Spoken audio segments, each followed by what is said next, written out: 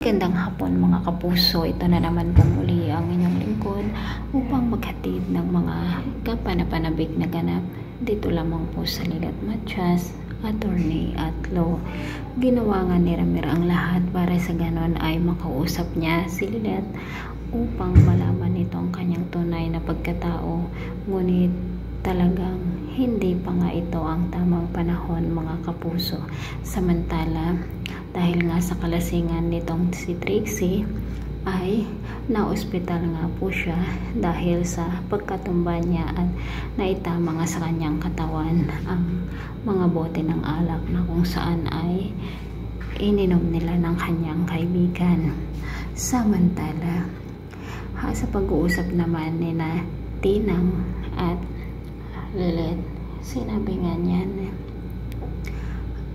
kailan kaya niya makikita ang kanyang tunay na ina, at ibinigay nga ni Ses kay Lilet ang panyo na kung saan ay binigay ni Lady Justice sa kanya noong una nilang pagkikita. Ngayon nga po ay magaganap ang ikalawang hearing dito sa kaso ni Aling Chato. Nakiusap nga si Aling Chato kay Lilet na bisitahin niya si Langgay at ipakita nga sa kanya ang ginawa niyang video. Pinuntahan nga ni Lilet si Langgay sa ospital na kung saan ay dinala niya dito upang siya ay maalagaan, at naghahallucinate o nagwawala nga po si Langgay. Ipinakita nga ni Lilet ang video at dito nga po tumigil si Langgay at naalala nga niya ang kanyang nanay na si Aling Chato. Samantala,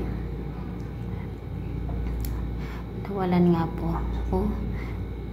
mukhang mawawalan nga po ang tatay ni Lilet na si Ramir dahil umatake nga po ang kanyang sakit sa puso, at sisisihin na naman ni Patricia si Lilet dahil sa mangyayari dito kay Ramir. Hindi pa nga niya nasasabi kung sino ang kanyang ina, ngunit mukhang wala na nga po talaga.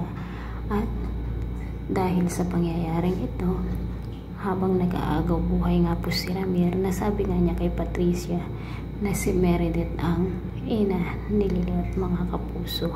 Sa pangalawang hearing nga po ay hindi nga nakakonsentrate si Lilet dahil iniisip niya ang kalagayan ni Ramir, at mukhang matatalo nga ang hawak niyang kaso dahil nga po hindi tama ang kanilang mga tanong dito sa akusado na si Aling Chato. So mga kapuso, hanggang kailan kaya maililihim o hanggang kailan matutuklasan ni Lilet na si Meredith ang kanyang ina? Maraming salamat po sa panonood. Bye bye.